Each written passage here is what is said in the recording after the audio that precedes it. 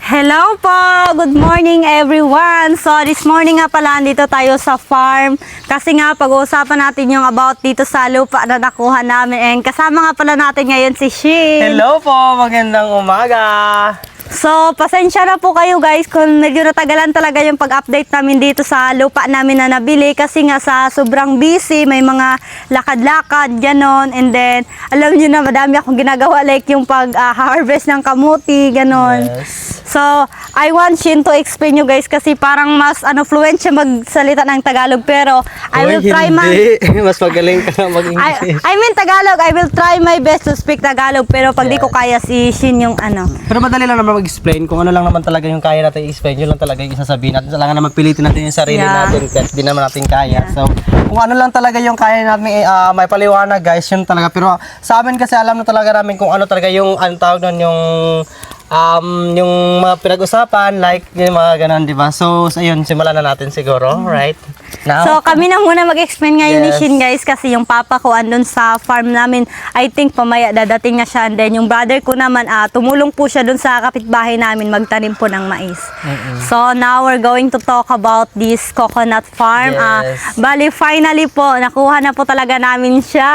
Yes, grabe. Thank you so much, Lord. So, big blessing. Donna. So, bali, na ano na po namin, nabayaran po namin na yung buong 600K and then thank you so much po sa mga lahat ng tumulong, mga nag-donate, mga nagpadala sa amin at syempre yung mga taong nagpautang sa amin para mabuo lang talaga yung 600K. Yes, ayun. And bali po, yung agreement po dito is isang taon lang po talaga. Ikaw na mag-explain. Yes, isang taon lang po yung agreement nila guys dahil po napag-usapan po ng magkapatid nila, kapatid po ni Mama ni Donna at saka sila iba pang makapatid ni Mama ni Donna is na tagnon doon na 1 year lang daw talaga kasi may paliwanag kasi sila pag halimbawa kasi guys pag natapos nila yung 1 year tapos halimbawa hindi nila like yung kapatid nila nila tita halimbawa di na mabuo yung 600,000 pag tawag nun yung sanla sila continue pa rin sila doon na harvest ng ng nyog. So ayun, yun yung napag-usapan nila.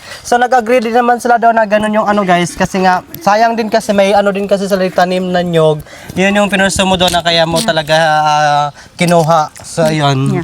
Yung gusto sana ng family ko guys is 5 to 6 years. Yes. Pero nga yung ibang anak ng lolo namin sa labas ayaw talaga nila pumayag kasi nga sabi nila wala din namang makakakuha dito kasi nga yung may-ari nito last month yung pangalan niya Alan. Tapos po si Alan po nasanla po ito sa kanya 10 years po. Kaya ayan sabi ng mga ayun ang nakuha after 10 years. So sabi nung tito namin dun sa kabila, sabi nila daw tawag nun kahit 1 year lang kasi nga wala din naman daw silang pera pang pang tubos. So, sabi niya, kahit di ba matapos yung 1 year, tuloy-tuloy pa rin kayo. Kung sino may pera sa susunod, so pagbigyan sila naman yung ganon. Yun yung usapan nila.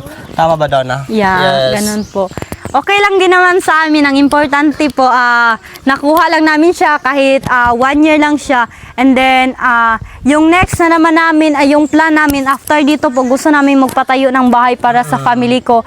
Para naman pag bumisita yung family ni Andre dito, pwede silang makatulog. Kasi nga last time guys, nung bumisita yung, anong tawag doon, yung mga friend ni Andre, pumunta pa talaga sila ng Jensen para doon lang matulog. Kasi nga sobrang late ng bahay namin. Kaya ayan, pinosyo na lang talaga namin na kunin to kasi andito din yung tanim ng mama ko and then yung mama ko minsan nasi-stress kasi nga pag bumababa siya dito nakikita niya yung mga tanim niya, nasasaktan daw yung puso niya kasi nga tawag nun, naghirap talaga siya sa pagtatanim nito. Tapos ngayon hindi naman nasali sa sanla.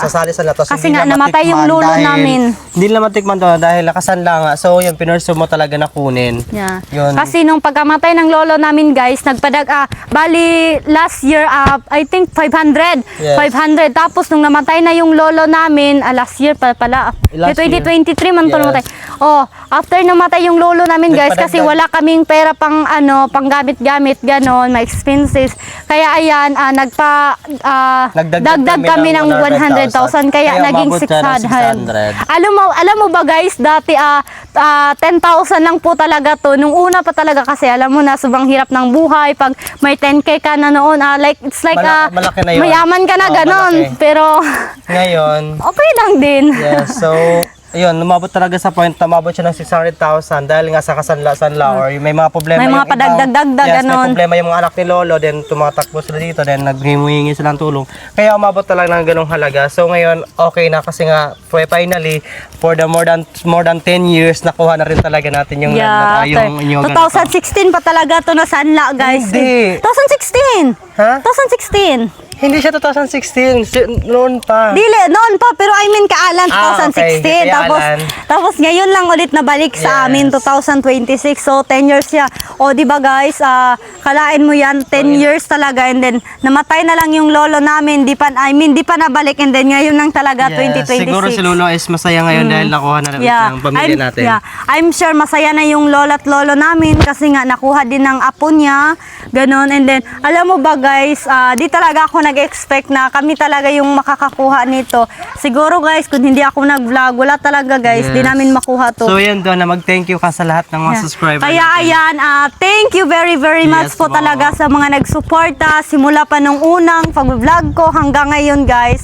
Salamat sa walang sawang suporta kahit noon maliit pa yung ating subscriber, pero Ngayon. patuloy pa din kayo na nagsuporta sa atin at ngayon may 10k subscribers na tayo. Congratulations, So Ate. thank you so much po talaga and more blessing po sa mga lahat ng tumulong sa amin. Yes, magpapasalamat din ako sa lahat ng supporter ni Donna, sa lahat ng tumulong. And of course, sa lahat po ng subscriber, simulat nung nag-start kami, thank you po sa lahat ng tulong nyo. Ayun.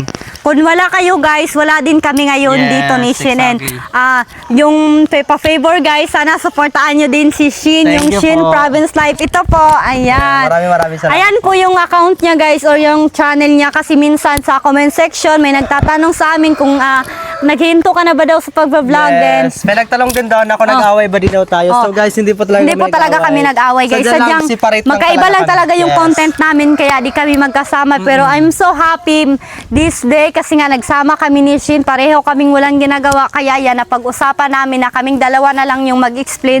Para nga mas maunawaan pa talaga ninyo ano yung mga gusto naming iparating sa inyo guys. So ayun guys, maraming salamat po. Yes, supportahan nyo si Shin guys. Huwag po kayong magsawang suportahan kami Of guys. course, Kasi thank you, Donna, for everything. malaking tulong na po yan talaga sa amin, lalo na sa family namin guys. Ayan. So ayan, magpasalamat din ako kay Andre kasi isa din siyang tumulong para makuha talaga namin to. Thank you so much love to your help to get this coconut farm. Yes. So yun, My family maraming was so salamat. happy. Yeah. Yes, Donna. Thank you so much love and more blessings to your family. Ingat ka dyan palagi.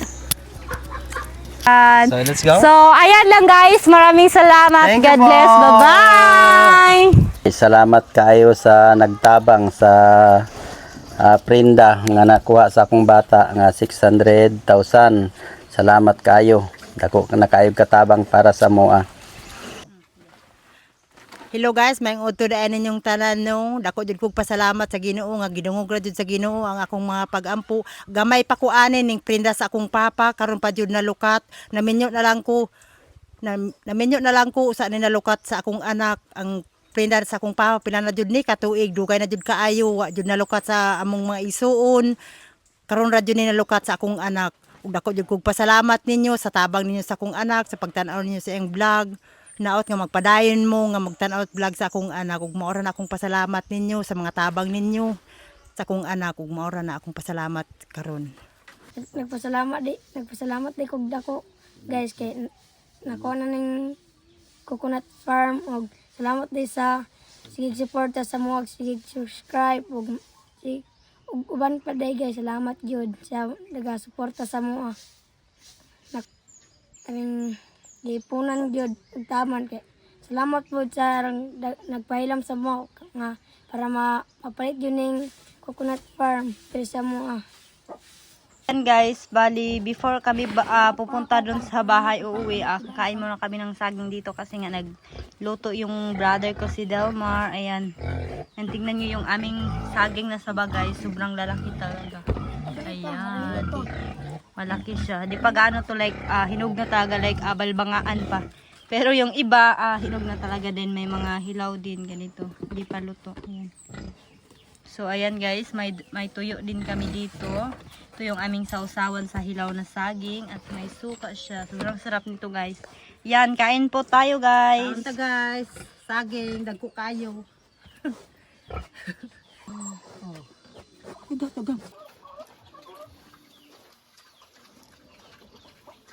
Masarap. Ngunya bina kamam. Yan guys, kain tayo. Sobrang sarap talaga. Fresh from the farm. Galing to sa farm namin guys. And hinarvest na nila kasi matanda na siya and pwede na siyang lutuin.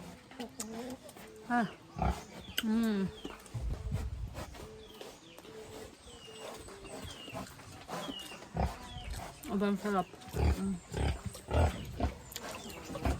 Ikaw na din, Mat. Ang kuko. Ang sarap guys. Ito yung tuyo. So perfect combination. Gusto niya ba?